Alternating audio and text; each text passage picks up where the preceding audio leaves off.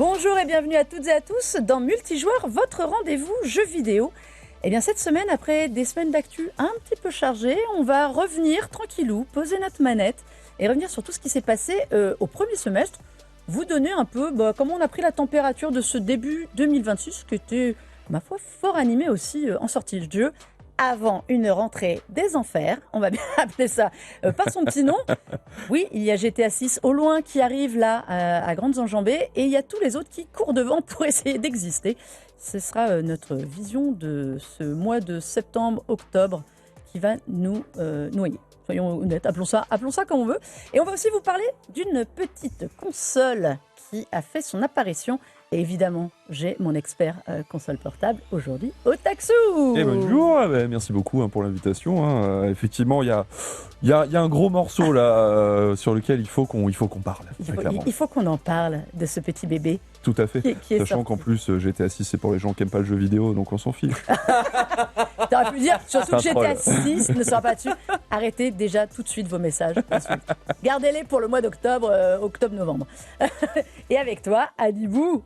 Comment ça va ? Ça va. Ça fait une paye, dis donc, qu'on s'était pas vu. Ça fait un petit moment, il est démoniaque quand même Otaksu, je tiens à le signaler, mais un plaisir de faire ça avec le bro et c'est cool de parler juste de jeux vidéo, que de jeux vidéo.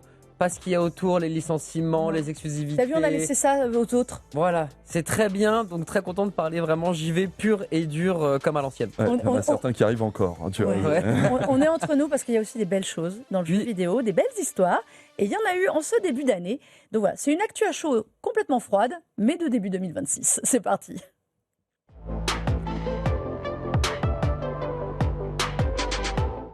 On est super à chaud parce qu'on va recommencer avec... on va commencer ça par, allez, on va dire quoi ? Le grand gagnant du premier semestre, que je vais appeler gentiment Capcom, qui nous a sorti deux gros jeux du poids lourd. Resident Evil Requiem au début qu'on attendait, le retour de Léon, de tout le monde, et Pragmata, qui alors se fait attendre encore plus depuis des années, et qui finalement, pour une fois, on a eu une surprise, une belle surprise d'un jeu qu'on attendait depuis longtemps. Adibou, on est content de Capcom. Ouais, clairement, c'est vrai que je joue un petit peu moins en ce moment et pourtant les deux jeux je les ai faits et j'ai kiffé. Resident Evil, ça m'a permis bien d'apprécier là où les autres Resident Evil, notamment le 7, à partir du moment où tu changes de zone, c'est plus la même dynamique, c'est moins effrayant, c'est plus action. Et là en fait avec Hero Requiem, tu as ce double gameplay qui fonctionne très bien et même si à un moment pour pas trop spoil, tu vas pouvoir aller dans une autre zone, tout fonctionne très bien. Donc ils ont réussi à faire le meilleur des deux mondes. Donc vraiment Hero Requiem c'est une pépite et Pragmata, alors c'est juste rafraîchissant, c'est juste la bonne idée de gameplay différente où tu dois pirater en même temps que tu combats avec cette petite Diane et tout. Enfin, ils sont trop malins, trop smart, c'est beau, c'est fluide, ça marche. Genre vraiment, je m'attendais pas à ce que Pragmata soit aussi cool, mais il n'y a rien à dire, la Capcom, début, c'est les bestes, il y a personne au-dessus d'eux pour le moment. Otaksu qui est vraiment celui qui ne va pas du tout prendre parti Jamais. en faveur de Capcom, jamais. Non, absolument pas. Non, alors... Capcom, c'est pas ma Capcom. Non, mais juste une nouvelle licence par un éditeur AAA qui ose autant de choses et le fait super bien du début à la fin. Enfin, pour moi, je suis désolé. On sait très bien que les discussions autour du GOTY vont être autour de GTA 6, même si sur le calendrier, ça risque d'être un petit peu serré pour les Game Awards.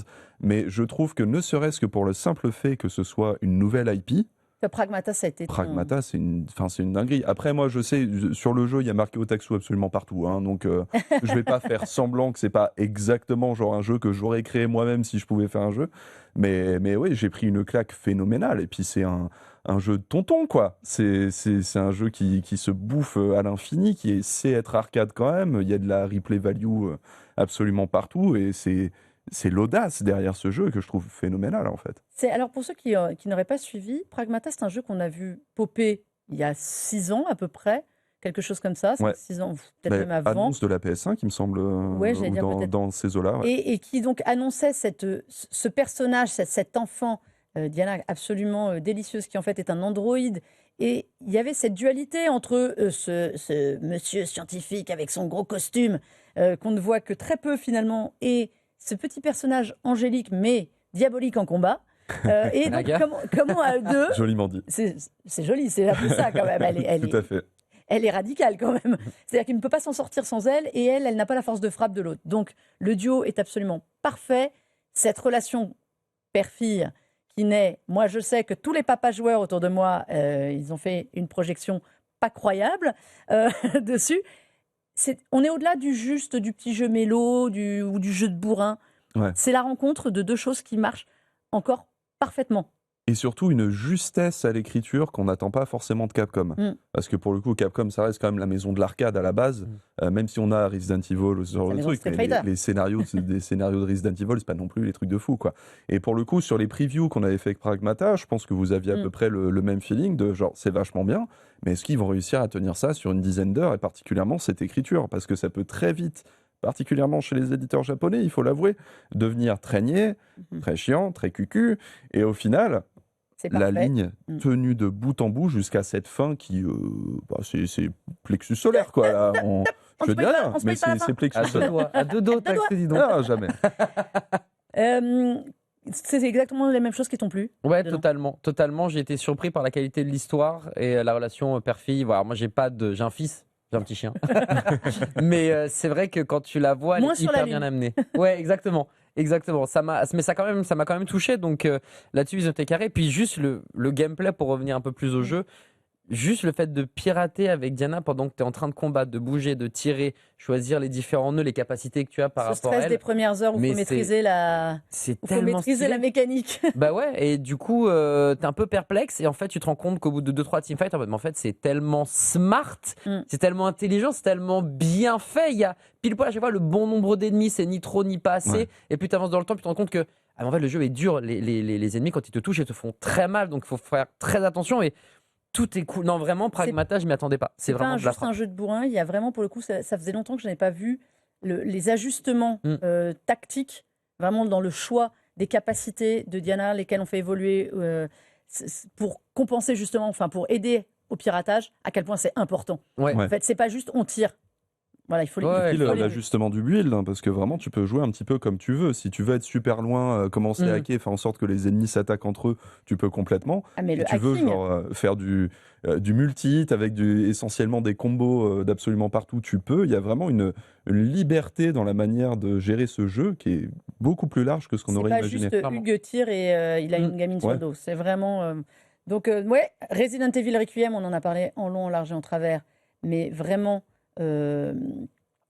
vraiment, je trouvais que c'était un retour sur Resident Evil de ce qu'on avait aimé au début. Ouais. Ce qu'on avait vraiment aimé, cette dualité. Déjà, le fait de pouvoir repasser à la troisième personne, les gens fragiles comme moi m'ont apprécié. Il faut avouer ce qui est. J'avoue, là-dessus, moi, la première sur Resident Evil, autant quand j'étais jeune, ça passait crème, mais là, non. C'est plus possible. Surtout le début, il est rude. Ce n'est pas possible. Ce n'est pas possible. C'est horriblement. C'est trop. C'est beaucoup trop. J'ai trop peur mais pour ça. Mais Capcom, grand vainqueur de ce début d'année.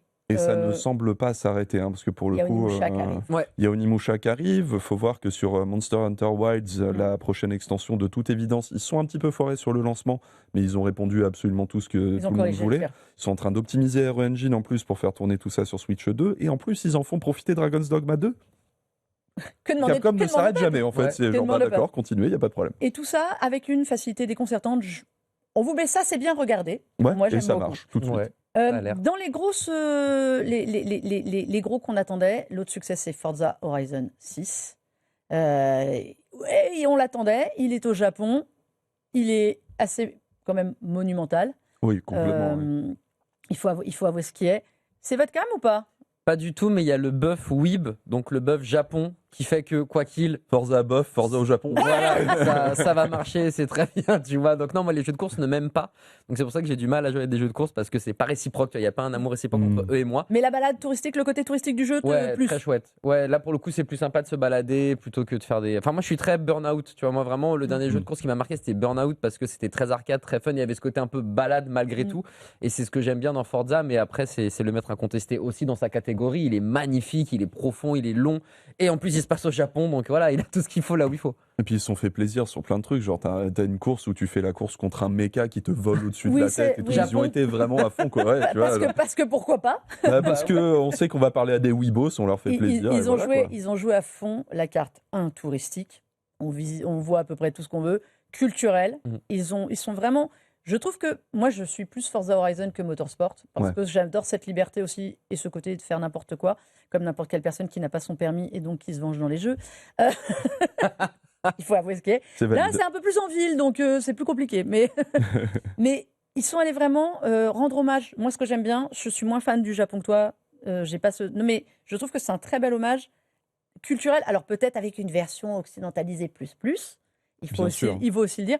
Mais je trouvais que le jeu respectait, ne serait-ce que déjà, vous ne pouvez pas tout détruire dans le jeu. Et ça, c'est quand même pas mal. Wink Wink, Assassin's Creed aussi. Voilà. Il y avait Assassin's Creed de Shadows avait ça aussi, le respect des cultures et des choses. Je trouve ça très bien. Évidemment, Forza Horizon 5 avait cartonné sur PS5. Ils se sont dit, on va faire patienter les joueurs de PS5 pour celui-ci. Et ça avait beaucoup râlé. On les comprend un peu. Et le succès est au rendez-vous. Comme d'habitude, les jeux Playground, Forza version Playground, ça tape que des métastations. C'est une formule, mais c'est une formule qui fonctionne bien, quoi. Parce qu'on oublie un petit peu qu'Horizon 5, c'était aussi, si je ne m'abuse, le Mexique, donc toujours l'idée de mettre en avant une autre culture. Et je pense que Horizon a trouvé justement cette patte, cette marque de fabrique de mettre en avant des cultures à chaque épisode, et ça fonctionne parfaitement bien. C'est vrai qu'il y avait eu, c'est le Forza Horizon 3, je crois, qui était un peu en France, un peu en Italie, qui était plus méditerranéen, c'était plus prétexte.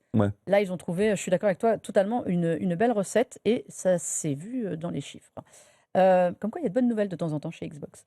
L'autre jeu qui était attendu en début d'année et qui n'a pas déçu, c'est 007 First Light. Là, pour le coup, on avait un peu peur que ce soit, un Hitman avec des cheveux. C'est bien dit. Je leur ai dit, Yo Interactive, j'ai jamais vu autant de chauves dans un jeu. En personnage secondaire, ça m'a fait délirer. Moi, ils m'ont déçu, mais bon. Pour une fois qu'on avait de la représentation. Attends, t'es représenté dans James Bond. Vous l'avez fait, messieurs?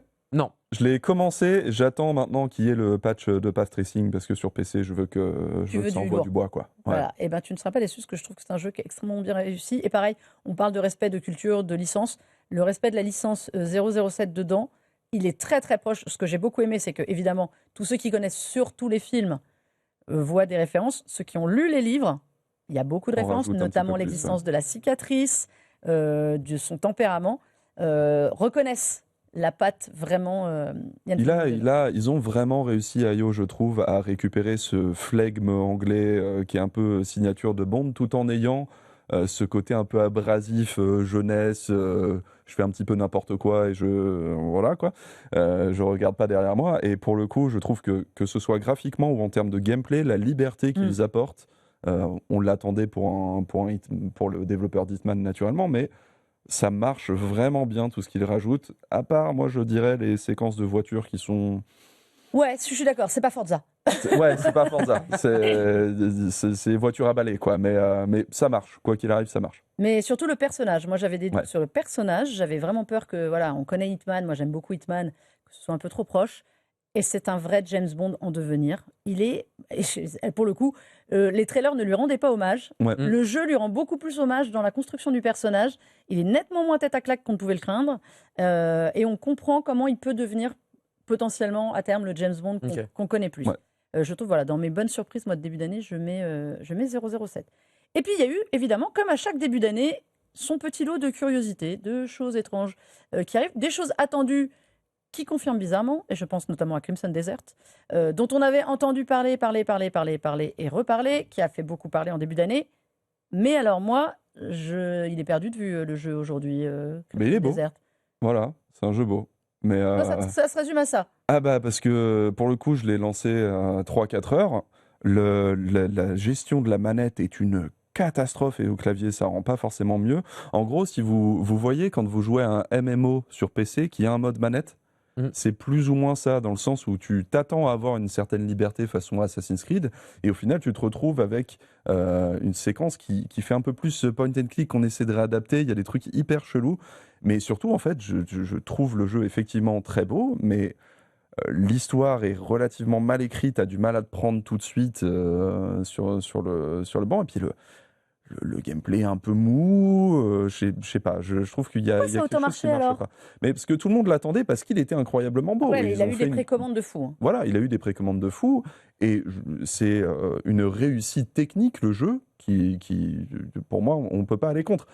Mais au-delà, Toi, voilà. t'as pas accroché. Maintenant, ce que j'ai envie de leur donner quand même, c'est que depuis la sortie, ils l'ont rendu un petit peu plus bac à sable, en fait, le jeu, où ils ont tendance, du coup, à répondre aux attentes des joueurs, à dire « Ah, vous voulez faire ça, bon, on va le faire ». On peut collecter des chats maintenant dans le jeu, je sais pas pourquoi, mais on peut. Et pour le coup, je pense que c'est un bon moyen de rajouter de l'intérêt au jeu. Le faire Quitte à durer. avoir un bac à sable, bah écoutez, on va vous laisser faire exactement tout ce que vous voulez dedans, on va vous rajouter des trucs. Donc tant mieux pour ça, mais c'est pas ma cam, non, pour le coup, ça aurait pu l'être. Gros carton Crimson Desert, malgré tout. Mais il a fait beaucoup parler, et c'est vrai que je pensais qu'il durerait plus. Je pense qu'on doit avoir les gens qui ont lâché et les gens qui en sont à 500 heures Ouais, dessus. clairement. Typiquement ce Je genre de pense jeu. que Ouais. c'est ce. Et les modeurs qui, je pense, prennent à cœur joie sur ce jeu. Tu mais, dois t'éclater sur ce ah oui, type oui, de jeu, ouais, clairement. ouais, Ah, mais ouais. je pense que c'est un jeu. On réussira à convaincre Otaksu de retourner voir ce qui s'y passe. Ah bah, un modeur va me le rendre parfait d'ici un an et je vais m'éclater à faire n'importe quoi dedans, ça c'est sûr. Mais ça aura plus la gueule du jeu qu'on voit là. Ça, c'était le poids lourd qu'on attendait qui a semi. Alors, parce qu'on parlait quand même. On parlait tout à l'heure de Pragmata en GOTY. Tout le monde criait avant la sortie que ce serait le GOTY. Je pense que pour être un GOTY, il faut qu'aujourd'hui, on ait encore envie d'en parler naturellement. Ouais. Des mois après, je ne suis pas sûre. En revanche, ce qui fait toujours plaisir, c'est qu'il y a toujours ces petits jeux indés qui pop et qui nous, nous rassurent sur l'état du jeu vidéo, sa capacité à innover et tout. Alors, on a beaucoup parlé de Minas the Hollower, alors que moi, à titre perso, je n'ai pas fait. Je ne sais pas vous, mais alors qu'il cartonne. Je veux le saigner, j'attends que ça. Pour le coup, c'est C'est quand ta même cam, ça, hein, bah, de c'est les jeu développeurs de Shovel Knight déjà à la base, et c'est un hommage plus qu'appuyé à Link's Awakening, donc le Zelda de C'est Zelda très de Game Boy. Zelda-like. C'est ce que C'est j'allais dire. Moi, très, c'est très ce qui Zelda. me tente un peu d'y aller. Après, je suis un peu plus lassée de ce type de jeu que je trouve revenir un peu trop souvent. Ouais. Là-dessus. Tout le monde m'en a dit que du bien. Je me suis dit donc j'irai voir. Ça me rappelle Zelda. C'est pour ça. Ça remonte très souvent, mais jamais avec le talent je crois que c'est Yacht Club, le développeur. Parce que vraiment, Shovel Knight, c'était pareil hein, quand il est arrivé. Hein. C'est genre, oui, bon, tout le monde fait un platformer à la Mega Man Cross Duck Hunt. Shovel Knight, c'est juste infini. Enfin, quand Mais c'est tu ça, la atteins un différence. tel niveau de qualité que en fait, tu es évident. Tu vois, et j'ai bonne confiance sur le fait que Mina the Hollower ce soit le même niveau. Pour le coup, Menro l'a commencé, le défonce et l'adore. Ah bah c'est pareil. Menro qu'on salue, c'est tout à fait sa cam de jeu, ça. Exactement. Et moi, j'attends que ça, que d'avoir du temps pour le faire. Mais il y en a beaucoup des jeux en ce moment, donc compliqué. Et c'est pas fini. Et c'est pas fini. Et alors, l'autre jeu absolu qui est un carton, c'est Mecha Caméléon. Je ne sais jamais comment on le dit. Mecha. Mecha. En fait, ça veut Mecha juste Caméléon dire très. Donc c'est très caméléon le C'est titre, ça. parce que c'est un jeu japonais par un Mais développeur japonais. absolument génial de cache-cache. Ouais, c'est insane. Hein, franchement. C'est dingue. Incroyable. Et ils en sont à. J'ai vu un chiffre délirant, c'est 10 millions de vues, un truc comme ça. Des 10 ou 12 millions, un truc comme ça. Ils ont fait des records absolus pour un jeu qui a été développé en quelques mois Non, mais là, par deux gars rapidement au Japon. Quoi. on est sur un truc complètement fou Mhm. de jeu. J'adore. Alors, surtout, ce que j'adore dans ce jeu, au-delà du concept de se cacher donc, dans des décors et d'essayer de trouver les autres, c'est que, comme évidemment, sur ce genre de jeu, ça arrive très souvent, il y a tous les cheaters qui déboulent. Ouais. Et donc, mais vraiment, regardez les vidéos tellement c'est drôle, il y a des gens qui se sacrifient pour la communauté et donc qui se dessinent des flèches pour montrer où est Pour caché, pointer du doigt le où est cheater, ouais. caché le J'adore. cheater. Je trouve ça J'adore. génial. Il y a je trouve que ce genre de jeu fait un bien dingue parce Ouais. que voilà, le concept, on se dit mais pourquoi on n'y avait pas pensé avant? Toujours. Ça entraîne des gens qui aiment, c'est ça que je trouve fort, et il faut maintenir les studios indépendants et les aider vraiment pour ce genre de jeu, de créativité. Ça fait venir les gens parce qu'ils sont heureux d'y aller, et donc ils protègent leur jeu. Et donc je me souviens du temps où il y avait eu dans un autre registre Fall Guys et tous les cheaters, et les gens qui se sacrifiaient pour dire on veut pas de ces gens-là dans le jeu. Ouais. Et bien Tu il se le passe retiens exactement. limite pour le faire tomber avec Voilà. toi qui t'a Ouais, perdre. c'est exactement ça, Ouais. quoi. Et c'est exactement ce qui se passe avec la communauté de ce jeu, qui pour protéger son jeu et sa bonne idée, et sa bonne ambiance et son truc, voilà, balance, dénonce tous les cheaters qui sont. J'adore. Tu l'as fait, Sadibou? Non, je l'ai pas fait parce que jeu de streamer a priori, mais Otaksu m'a convaincu Mais oui, du c'est ce que nous contraire. disait Otaksu. Même si malheureusement il a perdu sa partenaire de vie. Mais en tout cas, effectivement, le côté jeu pour streamer, mais comme tu dois dessiner, etc., rajoute une vraie technicité qui fait que il a plus de poids dans mon cœur que des jeux pour streamer qu'on voit genre simulateur de ce que tu veux et on n'en peut plus de ça. Ouais. C'est vrai que ça a l'air d'être particulièrement stylé, mais terriblement difficile. Moi qui ne sais pas dessiner rien du tout, je vois ça. C'est déjà une barrière pour moi. Je sais que je ne vais pas y jouer, mais par contre, je trouve ça hyper impressionnant et le concept est juste fou. Mais le concept est dingue, mais je suis une quiche en dessin. Pour le coup, je peux vous rassurer là-dessus parce que là où madame sait dessiner, moi je suis une quiche absolue. Et en fait, il y a quelque part l'aspect cachette qui nous aide, nous, gens qui sommes handicapés de la main, j'ai envie de dire. Parce que trouver la bonne cachette et juste prendre la bonne couleur pour qu'on ne voit pas tout de suite, ça a autant d'intérêt que de faire une peinture magnifique. En fait, dans l'idée, l'esprit de gameplay, tu peux autant survivre, et c'est bien, que survivre alors qu'on t'a vu très longtemps, et c'est quand on t'a vu et que pour longtemps on t'a pas chopé que tu chopes le plus de points. Okay. Donc forcément, il y a un intérêt à savoir bien dessiner et se cacher aux yeux de tous, mais du même temps, tu gagnes quand même si on ne te trouve pas. Quoi. Oui, quoi qu'il, donc, peu importe le voilà, flacon. Moi, je me suis mis à un moment sous une chaise, comme si j'étais un espèce de barreau supplémentaire et tout en noir. On m'a pas trouvé du tout, il n'y avait pas de problème. Quand ma meuf avait essayé de faire un truc magnifique, se reprendre dans une peinture, etc., défoncé en 2 secondes, tu vois. T'as combien de temps pour te cacher? En fait, les parties sont customisables, mais généralement, tu peux avoir on va dire, entre 60 et 2 minutes, c'est généralement 60 secondes et 2 minutes, c'est généralement les trucs par défaut, mais tu peux faire des parties où tu laisses un temps infini aux gens pour. Moi, je regarde parce que je suis nulle en dessin, donc je regarde les gens qui jouent. Et tu peux continuer à dessiner pendant que tu es caché, tu vois. Donc, pendant que les gars sont pas dans la même salle que toi, tu te rajoutes ta fine et tout. Non, c'est cool. Mais allez tous jouer donc à Mecha Caméléon, ouais. Et alors, Adibou, toi, ton petit jeu, Slay the Spire 2, je ne l'ai pas fait, j'avais fait le 1. Le 2, c'est bis repetita, il est en accès anticipé. Donc il n'est pas encore totalement terminé, il y a plein de mises à jour qui se font au fur et à mesure, quotidiennement, hebdomadairement, mensuellement, etc. Bon, forcément, il y a des cartes, parce que si je suis là, c'est pour parler de cartons. J'allais rebondir sur Capcom, parce qu'avec Magic l'Assemblée, il se passe des trucs, mais bon, je vais rester calme et je ne vais pas parler de ça. On va parler plutôt de TCG et de ce deck building roguelike qui reprend les mêmes mécaniques du premier. Vous avez une tour, il faut défoncer tous les méchants, et vous avez des personnages avec leurs propres caractéristiques. Et pour défoncer tout le monde, eh bien, vous allez jouer des cartes, et vous allez améliorer votre deck. Donc voilà, vous avez le guerrier. Pourquoi je pose la question de pourquoi ça lui plaît? Je comprends pas. Il y a deux trucs que j'adore. Des jeux et des cartes. C'est que demande le peuple? Moi, ça me va totalement. Et pour n'avoir jamais fait le premier, que j'ai entendu, mais vraiment dithyrambique les gens qui jouent, mais tu devrais jouer à ça, c'est ta cam, etc. Vous aviez raison. C'est littéralement ma cam. Je vous ai entendu. Je vous ai compris. Voilà, donc il y a clairement, vous avez totalement raison. C'est efficace, c'est fun, on a toujours envie d'y revenir, même s'il y a ce côté frustrant d'accès anticipé. Des fois, tu débloques quelque chose. Ah, c'est un accès anticipé. Vous le saurez la prochaine fois. T'es en mode tant pis, je vais prendre mais je vais relancer une run. C'est pas très grave. Et c'est vraiment très chouette. Et vraiment, ce qui est impressionnant aussi, mais ça doit être pareil pour le premier, je pense, c'est que vraiment chaque personnage a ses propres caractéristiques et sa propre façon de jouer. Et en plus, il y a un mode multijoueur qui a l'air d'être totalement dingue. Tous les gens qui jouent en multi, mais me dit il faut qu'on joue ensemble. Tu verras, le jeu il est totalement différent, il est juste dingue, donc j'ai très hâte de retrouver des potes et de pouvoir y jouer.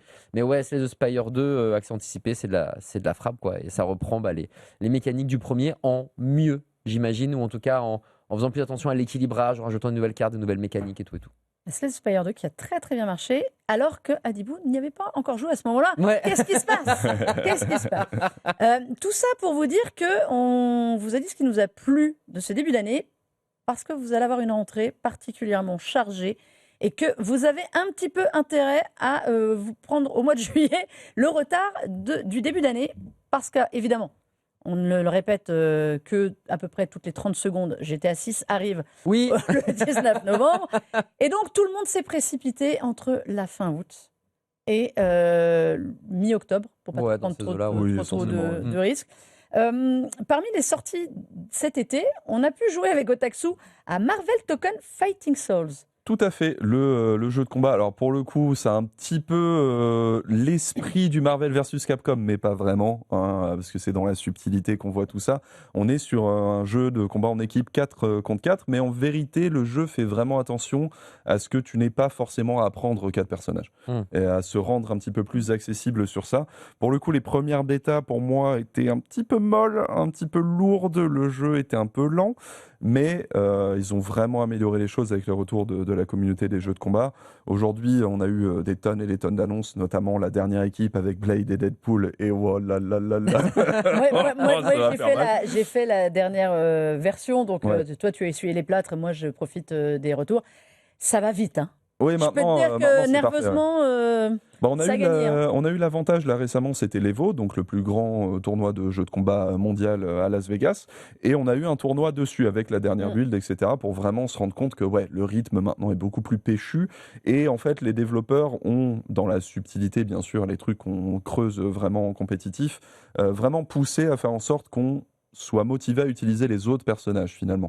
Ok. Donc on peut, en tant que débutant, rester sur une forme très simple et classique, et en tant que joueur compétitif qui creuse, aller beaucoup plus loin dans le système de combo maintenant. Donc c'est magnifique. Puis ce Deadpool qui fait des références à tous les jeux de combat ever. Non, mais c'est trop bien. ce Marvel Token, en fait, pour vous expliquer, nous on a fait du 1 contre 1, vous choisissez 4 persos pour faire votre équipe, mais vous n'avez pas les 4 tout de suite. Il faut réussir des combos, battre votre adversaire, parce que c'est en 3 victoires, 3 rounds, ça c'est au meilleur des 5, en gros, pour, au fur et à mesure, débloquer les autres personnages qui vont venir en soutien, comme dans des jeux classiques de baston. Vous pouvez les appeler en soutien ou switcher au moment où vous les avez déjà débloqués. Mais ce que j'aime surtout, c'est qu'ils reprennent un univers méga connu, et donc il y a des références. Déjà, sa chambre pré-combat, et il y a 1 milliard de références dans le décor. Donc évidemment, si vous êtes comme moi, de temps en temps, vous regardez dans le décor, vous prenez des nions et des KO.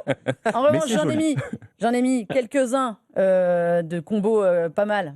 Je fais coucou à Nanix, avec qui j'ai joué, qui est extrêmement fort. Et donc, quand il se retrouve face à quelqu'un comme moi, qui est imprévisible parce qu'elle appuie sur tous les boutons, ça peut faire mal. Non, Nanix, c'est très très fort, je le dis. Et en fait, j'ai bien aimé le dynamisme de ce jeu. Tout à fait. Je ne dis pas que j'y passerai des heures et des heures, mais c'est extrêmement plaisant à jouer. C'est très dynamique. Les personnages, Ghost Rider notamment, qu'on voit derrière moi, vous en avez 2 à prendre. Vous avez lui et une autre nénette qui sont absolument injouables. Et je pense que ceux qui vont les maîtriser vont devenir injouables. Celle avec son épée, dont j'ai oublié le nom, qui va me revenir. Magic, merci. Qui est absolument injouable. Pour les gens qui vont la maîtriser, ça va être un cauchemar pour les autres. C'est ce qu'on appelle un perso à setup. Donc si tu ne connais pas les setups, c'est injouable, effectivement. Parce qu'ils ont tous leurs petits pouvoirs, ils ont tous leurs trucs. Vraiment, moi, j'ai pris un vrai plaisir. Il y a une démo qui arrive.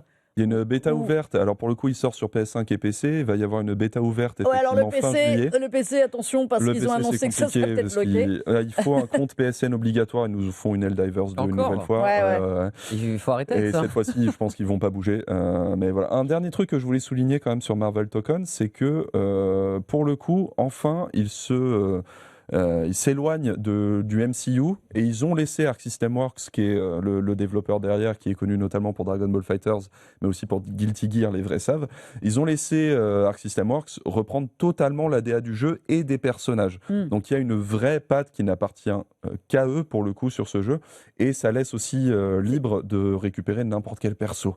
Là où quand ils ont essayé de faire Marvel vs Capcom Infinite, les producteurs ont fait n'importe quoi autour. Là, ça y est, ils ont compris qu'il fallait laisser les gens libres. Donc rien que pour ça, il est très beau. Franchement, il est très très beau. Ça fait partie des jeux de rentrée sur lesquels il faudra garder un œil avant que ce soit la cata. Toi, tu vas le lâcher rapidement. Moi, je vais me buter dessus. Mais toi, je sais. Mais moi, je vais y aller parce que c'est typiquement un jeu quand tu es en vacances et que tu es avec tes potes et que tu as envie de te défouler. Petite note, l'Evo France sera le premier tournoi officiel autour de Marvel Token. Exactement.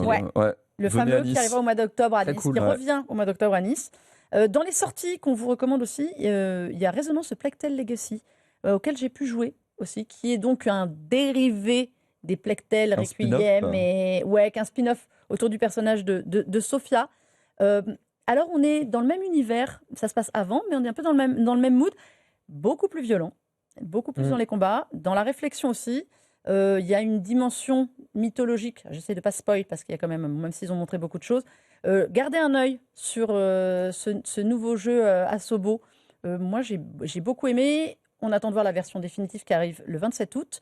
Mais il y a quelque chose qui est intéressant dessus qui nous sort des Plectel habituels avec Amicia et Hugo qui ne sont évidemment pas là. Qui est intéressant, qui est une trame intéressante, surtout sur l'écriture. Mais en revanche, soyez prévenus, c'est un petit peu plus violent. C'est bordelais, donc c'est gavé bien. Voilà. Asobo. Et alors, quelqu'un qui dit c'est gavé, c'est vraiment un gars de Bordeaux. Terrible. C'est vraiment un gars de Bordeaux. Il y aura aussi un embouteillage tout début septembre, puisqu'on parlait d'Onimusha tout à l'heure, qui avançait de 3 semaines son arrivée au 4 septembre pour se frotter à The Blood of Dawn Walker, le jeu de Rebel Wolves, les anciens de The Witcher, qui m'a fait bien meilleure impression, je ne sais pas vous, mais au Summer Game Fest, comparé à ce qu'on avait vu avant, où j'avais peur que ce soit un peu trop Witcher-like, facile. J'ai envie de croire qu'il y a quelque chose d'autre. J'ai peur. Otaksu et pas me regarde, mais genre, qu'est-ce qu'elle raconte? Non, je suis avec toi. Mais Cette histoire de vampire, de multi-dimensions En fait, et époques. j'adore le contexte du truc. Le problème, c'est que, on l'a vu ces dernières années, les bonnes personnes qui partent des bons développeurs ne font pas nécessairement des bons jeux au bout. Stormgate, Manzai, etc., etc. Et j'ai un petit peu peur de cette production B un peu qu'on voit aussi souvent passer, où il y a des gros budget mis derrière des gros noms et au final les jeux sont vraiment moyens voire mauvais. Il a une bonne cote là, les premières J'ai pas vu pour le coup les previews sont premiers tombées. retours. Ça a l'air de s'annoncer plutôt pas mal. Mais face à Onimusha. Mais moi, je sais, c'est 2 écoles. Hein. Parce qu'Onimusha il est bien. Onimusha il est bien. Moi j'y ai joué, il est bien. Ah, faites la démo, hein. On a fait la démo, ouais. gratuite, Et franchement, il est j'attends de vénère. voir sur la durée aussi ce que ça vaudra, mais Encore une fois, c'est du label Otaksu, donc je suis tout sauf objectif, mais pour le coup, j'adore quoi. dans les jeux que vous attendez à la rentrée, il y a quoi, Adibou? Onimusha. Je pense qu'on va Honnêtement, rester sur ouais. du Merci, Capcom, fin de hein. l'émission. Ouais, Merci. voilà. c'est terrible. Non, Onimusha, effectivement, si j'avais une PS5, j'aurais bien testé Marvel aussi, enfin Wolverine, mais bon, j'ai pas de PS5, donc je vais passer à la trappe. J'attends de voir aussi Donc, parce que c'est d'une violence. Ce qu'on a ouais, vu clairement. au PlayStation State of Play là avant le Ouais, mois mais de je juin. le trouve trop guidé pour le coup, tu vois. On là attend de où- voir. Ouais, j'attends de voir, mais j'aurais kiffé retrouver un beat them all Wolverine vraiment vénère avec quand même un système. Et ce qu'ils nous ont montré, j'ai trouvé que la séquence était quand même très scriptée. Ouais. Et Ouais. quand tu ouvres une séquence de Wolverine avec un moment où il essaie d'être discret, je suis non, c'est Wolverine les amis. Enfin, je veux pas être discret, je veux Ouais, faire du hachis c'est sûr. parmentier Bah, en fait. après, ils mais- les explosent tous parce que j'ai kiffé. Effectivement, j'étais mi-figue, mi-raisin, mais je trouve que les animations sont folles. J'avais jamais trop l'impression que c'était ultra répétitif dans l'action. Donc, ça, pareil, dans un jeu où tu appuies 1000 fois sur carré, dans l'idée, bah, je trouvais ça plutôt intéressant. Et effectivement, le mot sang était au centre du développement. Ça a été dit par les devs, genre voilà, nous, Ah bah, c'est le le sang. carnage. Hémoglobine, Ah, mais c'est le centre du bail. Et le mec, en fait, enfin, Wolverine, il est noyé. Il est violence. Regarde ça, il a du sang. Il est repeint, partout. Ah non, mais Non, il est voilà, repeint c'est- partout, quoi. Il ne boit pas d'eau, il boit du sang, ce monsieur. 15 Donc, voilà. septembre pour Wolverine, le Wolverine d'Insomniac. Voilà. Parmi les autres sorties aussi, il y aura Contrôle Résonante, Aussi, ouais, totalement. le retour, Très très hâte. qui arrive pareil dans ce fameux mois de septembre Ah, il y a trop. des enfers. Et on a oublié de vous citer avant, il y a le Halo Evolve campagne qui revient, auquel j'ai joué, qui est pas mal, qui était le remake du premier et franchement qui est intéressant en version remake. On a parlé dans l'émission précédente d'Assassin's Creed Black Flag Resynced, qui est pareil dans la version remake, est plutôt pas mal. Je vous encourage d'ailleurs à aller écouter Jean Guédon, le directeur créatif il y a 13 ans, qu'on a eu en interview, dans une longue interview qui revient là-dessus, et sur ce qu'il veut faire aussi des 20 ans l'année prochaine de la franchise. Et à plus long terme, des jeux, il y en a plus quoi à savoir en faire. Et peut-être pourrez-vous jouer, attention, transition facile, sur la belle petite machine qu'a le sieur Otaksu devant lui, dont tu vas nous parler, La machine de guerre. Hein. Ah, qui est clairement. la Le qui est la pire nom ever, vas-y. MSI-Clo 8X AI+, Tout à fait, tout à parce fait. que à part Capcom sur Street Fighter, personne n'a fait Ouais, aussi long. j'avoue que j'avais pris le C'est vrai. pli de les prononcer à la Capcom, donc je dis IX, Et IX plus mais Pro Max. Alpha. Le Pro Max et tout. Il faut savoir que nous avions testé la première avec Otaksu il y a de cela quelques émissions d'un monde antérieur et qu'on n'avait pas été gentil. Ah, mais c'est simple, la Du tout. première MSI Clo était complètement buggée, était plantée au possible. Non, mais La voilà, il faut deuxième dire. MSI Clo était mal Moyennement. configurée Voilà. et plantée aussi. J'en ai envoyé des logs à Intel pour les aider à débugger le truc, hein, donc je sais de quoi je parle. Est-ce que la troisième est la bonne? Ça y est, Pour le coup, elle est vachement bien. Alors Je là, te laisse parler, je donnerai mon avis après, mais tu es le grand expert. pour le coup, je vous avoue que j'ai pas déconné avec celle-ci puisque j'ai fait plus de 250 mesures sur. Allez voir sa vidéo sur sa chaîne Otaksu sur la console. Il y a des mesures dans tous les sens. Ouais, je me suis dosé comme pas permis et c'est assez simple par rapport à sa concurrente directe qui est la ROG Xbox Live X. Au maximum de puissance, on a plus 50% de puissance en plus. Ah, Donc c'est déjà beaucoup, hein, surtout dans un contexte où les SoC, donc les puces, n'évoluent pas forcément drastiquement. Arriver à avoir plus 50%, c'est énorme. Ça fait aussi que du coup, elle passe des jeux qui passent difficilement sur d'autres plateformes. Là, en ce moment, je suis en train de me refaire Clair Obscur et pour le coup, ça passe vraiment proprement sur ça. Sachant que bon, Clair Obscur, ça tourne à 30 FPS, mais si vous jouez à Clair Obscur à 30 FPS, vous n'avez pas compris le jeu vidéo. Il y a des paris, les amis. Paris, il faut au moins 60, hein, mais bref. Même si on ne va pas au maximum de performance, parce que forcément la batterie encaisse, même au milieu, en fait, on a une courbe qui reste constamment en évolution et en optimisation. Alors que sur une ROG Xbox Live X, dès que tu arrives à 20 watts, tu trouves le plateau. Ok. Donc, ça veut aussi dire que quelque part, la puce, il y en a encore un petit peu dans le ventre. La puce Intel, là, honnêtement, il faut avouer ce qui est au niveau de Elle est puissance. ultra vénère. Et un truc qui était une promesse de la première, et là-dessus, on les avait épinglés sérieusement, MSI, l'autonomie. Pour le coup, on est à l'exacte même autonomie que la ROG Xbox Live X. Alors, moi, j'en ai plus. Donc, je pense que ça dépend de comment on joue. Ça en dépend mode de standard, comment moi, je suis beaucoup plus standard que toi. On tient nettement plus longtemps. Alors qu'avant, oui. Que ma Xbox, ROG Xbox Live, pareil dans la série des noms compliqués, Sposa, je tiens plus longtemps avec celle-là. Il y a un écran plus grand, pourtant. Il y a un écran plus grand. Il n'est pas OLED, il faut bien le préciser. Il n'est pas OLED comme chez Xbox. IPS LCD, alors Xbox pour le coup c'est toujours IPS LCD, mais c'est la Switch 2 qui pour le coup est passée à l'OLED ou le Steam Deck OLED, voilà. c'est dans le nom. Mais pour le coup, en termes de mesure et de performance, on est à l'exact même niveau, alors vraiment exact, que la ROG Xbox Live X ou ROG Xbox Live classique. J'ai un peu l'impression qu'ils ont le même fournisseur de dalle. Oui, je pense. Elle est juste plus grande. Elle est juste plus grande, de 1 pouce. 120, elle fait 8 pouces 100 Hz. Elle fait 8 pouces, 120 Hz, VRR, voilà. sRGB uniquement, hélas. J'aimerais qu'il y ait plus de couleurs. Les couleurs étendues, les espaces de couleurs. On a le DCI-P3 qui aujourd'hui est même sur l'entrée de gamme des smartphones. Donc j'aimerais bien le retrouver aussi sur les consoles portables. Mais je comprends aussi que trouver le VRR, 120 Hz, etc., qui sont les vrais trucs qu'on veut, c'est plus compliqué à bon prix, particulièrement aujourd'hui. Ouais, c'est clair. Et d'ailleurs, parce qu'on parle du prix. C'est un peu. J'allais te demander si avant le prix, aujourd'hui, tu recommanderais MSI sur ce produit-là, la Clo. On ne parle pas du prix encore. Je te parle sur le pur pour jouer. Ceci est la meilleure console portable PC que vous trouverez sur le marché. Ne l'achetez pas. Parce qu'il y a quand même un gros, très très gros hic. Est-ce que tu connais son prix, Adibou? Oui. Voilà. Vas-y, Otax. C'est 1600 balles. Hein. Et 1600 balles, c'est pas possible. C'est pas possible. C'est pas possible. C'est pas contre eux.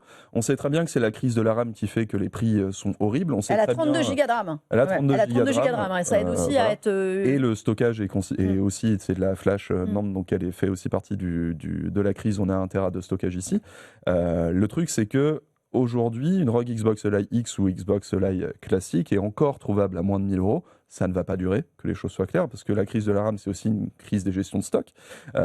J'en parle dans Canard PC Hardware qui est sorti là. Voilà, donc aujourd'hui, elle est à 1600 €, c'est beaucoup trop cher. Demain, la plupart de ses concurrentes vont aussi augmenter de prix. On a déjà vu avec le Steam Deck OLED. Mais le fait est que ce que je trouvais intéressant dans cette catégorie de PC console portable, c'est que ça devenait quelque part l'entrée de gamme un petit peu optimisée pour les gens qui étaient dans les consoles avant toute chose, parce qu'on retrouvait ce format, on retrouvait cette facilité d'utilisation. Moi qui suis très console, j'adore ce format et je joue. Je n'ai plus de PC pour jouer vraiment, sauf quand j'en ai en prêt. Donc c'est ma version PC pour jouer. Voilà. Vraiment. Mon magasin Steam est très content dessus. C'était mortel. Sur le prix des premières ROG Ally ou de la Xbox ROG Ally, c'était génial. Ouais, mais j'avoue que c'est un super produit pour pour jouer. Moi, je le connecte à ma télé si j'ai envie de jouer avec ma télé et je rajoute des manettes dessus, 1, 2, autant qu'on veut, c'est super. À 1600 balles. J'avoue que c'est juste sur un PC gamer d'entrée de gamme, tu peux en trouver un avec un RTX 5070 qui va t'envoyer une patate incroyable. Et même au-delà de ça, je trouve qu'on sous-estime beaucoup le marché de l'occasion sur cette catégorie, parce que la plupart des gens qui achètent n'ont pas forcément conscience que c'est un PC derrière et peuvent être frustrés très vite et envoyés en occasion très vite. Il y a des bons plans de fou à se faire sur cette catégorie en occasion. Notamment les ROG Xbox Eli X, on peut les trouver à 400-500 aujourd'hui. Les ROG Eli X classiques aussi, qui ont un niveau de performance toujours très satisfaisant. Maintenant, c'est vrai qu'il y a énormément d'avantages pour cette console, notamment le fait d'avoir l'Intel XeSS 3, donc les technologies d'upscaling et de création de trame, qui sont largement supérieures à ce qu'il est disponible chez AMD aujourd'hui, quand bien même on attend toujours le FSR 4 qui, lui, est un peu mieux encore. Et ça aide beaucoup, notamment pour des personnes comme toi qui connectent à la télé ou ce genre de choses. Ça c'est vraiment... Pour confort, c'est quand j'ai envie de jouer à mes jeux Steam. Et puis c'est une qualité graphique sur la console qui est largement supérieure, ça se voit tout de suite. En plus d'avoir de meilleures performances. Mais voilà, 1600 euros. C'est le seul... C'est dommage, on est passé à ça, d'oublier de tout oublier de la première. Et de dire ce produit est vraiment bien, et c'est vrai qu'il est vraiment bien. Ceux qui chialent le plus, je pense, c'est MSI, quoi. Parce qu'ils ne s'attendaient pas. Ce produit a été créé avant que la crise de la RAM soit là, c'est très clair. Ils n'avaient clairement pas prévu que ce soit au-delà des 1000 balles. Ou alors vraiment 1000, 1100 max, quoi, histoire de dire. Quoi. Elle est meilleure. Elle est meilleure que les précédentes. Elle est plus la puissante. Meilleure à ne pas acheter. Elle tient beaucoup plus longtemps, sauf si vous la poussez à bout, comme Otaksu. Mais en usage même standard. Même poussée à bout, elle est bien. Hein.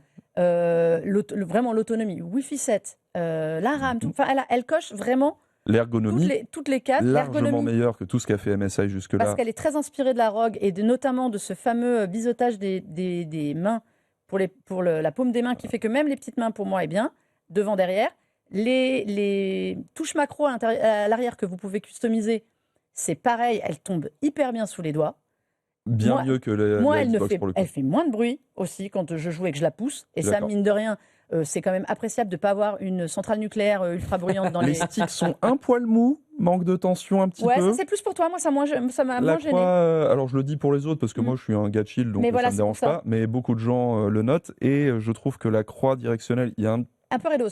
Elle est raide et je trouve qu'elle est un petit peu trop creusée et qu'elle manque d'un dôme un petit peu plus surélevé pour pouvoir faire des bons quarts. Mais il s'est en amélioré. Ça, parce qu'il est méga, je suis un gars de la base.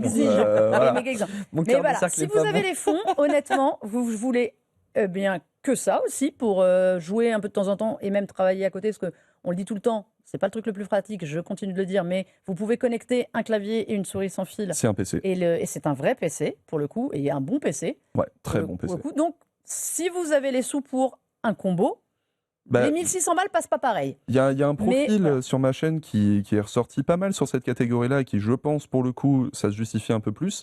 C'est les routiers, notamment, parce qu'ils ont besoin d'un PC, mais qui veulent jouer quand même, parce que la plupart du temps, ils se font chier quand même, faut pas se mentir. Et du coup, ils ont de quoi faire leur mail, leur petit truc rapidement et jouer tranquille, confort, dans le pieu. C'est pour ça que je disais, c'est un investissement qui peut se justifier. Ouais, je parle très vite de produits qui n'ont absolument rien à voir, mais c'est parce que quand on a fait l'émission Nintendo, on n'a pas eu le temps. Parce qu'on voulait faire un truc pour partir en vacances ou en camion là-dessus. On avait parlé Nintendo Switch et je voudrais vous parler d'un produit que j'avais montré en... CES. Tu te souviens au CES pour tous les gens qui ont des Switch 2 et qui veulent partir et qui ne veulent pas faire comme nous, craindre que leur console portable vive ses mauvais jours dans un sac. Il y a de plus en plus de cases faciles. Celle-là a un avantage, elle a une batterie intégrée. Et donc, vous pouvez recharger ce petit socle-là. Vous pouvez recharger votre petite Switch 2. Vous pouvez même le sortir pour jouer. Si j'y arrive d'une main, ce qui est toujours extrêmement pratique. Donc voilà, tout ça est une petite batterie qui permet à la console de se recharger. Mortel. C'est mortel. Vous pouvez évidemment embarquer plein de jeux, mettre tous vos câbles et tout. C'est 80 € quand même, celle-là. Ouais, mais c'est une batterie plus une sacoche. Donc... Si vous voulez moins encombrant, juste pour votre Switch, parce qu'évidemment, j'ai oublié de mettre ma Switch dedans, on a ces Belkin aussi. Ça, c'est une coque avec une batterie supplémentaire. Parce que voilà, chez Nintendo, c'est pas les pros de la batterie non plus. Et pour les Joy-Con renforcés. Ça, c'est extrêmement pratique. Ça coûte plus cher parce que la batterie, elle est longue durée derrière. Ça, c'est 85 € aussi. Vous pouvez faire en impression 3D, regarder Mécanisme. Pardon. Ça suffit. Chez Belkin. Et parce qu'il y a aussi des marques qui arrivent avec des accessoires qui sont bien faits. C'est Oniverse, qui est une jeune marque qui fait cette coque. Et alors ça, je m'adresse aux parents qui en ont marre des câbles et des machins qui traînent dans tous les sens. Non, ça ne sent pas le vécu. À peine. Vous pouvez embarquer tous les jeux ou demander à votre enfant toute l'année de mettre tous ces jeux là-dedans. Et ces câbles, hop, est-ce qu'on la voit bien ? Je vais mettre là pour la caméra. Regardez tout ça, vous pouvez en mettre partout et tout ranger pour que rien ne traîne dans le salon de la console. Et ça, pour le coup, ça existe en version un peu plus light. Et celle-là, on est entre 13 et 20 euros. Pas du tout le même prix. Ça va. Universe, allez faire un tour. Il y a plein d'accessoires, plein de gadgets. Mais voilà, pour les parents qui veulent partir avec la Switch 2 pour avoir la paix pendant les vacances, j'avais quand même pas mal d'accessoires. Je voulais vous en parler. Si je Très peux me permettre un petit big up d'une marque, parce que moi, pour le coup, les sacoches, je trouve que la plupart sont un petit peu trop épaisses et tu as l'impression d'avoir un sac à main dans le sac à main. Je suis tombé amoureux d'une marque qui, pour le coup, est spécialisée dans faire les sacoches les plus fines et les plus résistantes possibles, qui s'appelle Tom Tok, dispo un peu partout. C'est dans les 20 balles à chaque fois, 30 au grand maximum. Et vraiment, je ne compte plus que sur eux aujourd'hui, quoi. Donc, gros big up sur toutes les consoles portables, que ce soit Switch 2 ou ROG Xbox, MSI qui arrive bientôt, j'espère, parce que j'en ai vraiment besoin. Tom Tok, c'est validé voilà. de fou. C'est noté et validé par Otaksu. Merci beaucoup, messieurs, Merci Mélinda. d'être Merci. arrivés jusqu'ici pour faire ce petit bilan de ce début d'année. Ça a été quand même très très dense quand même, hein, mais il y avait des jeux. Et il y avait des beaux jeux et on est Mais il y en a dedans. encore tant de jeux.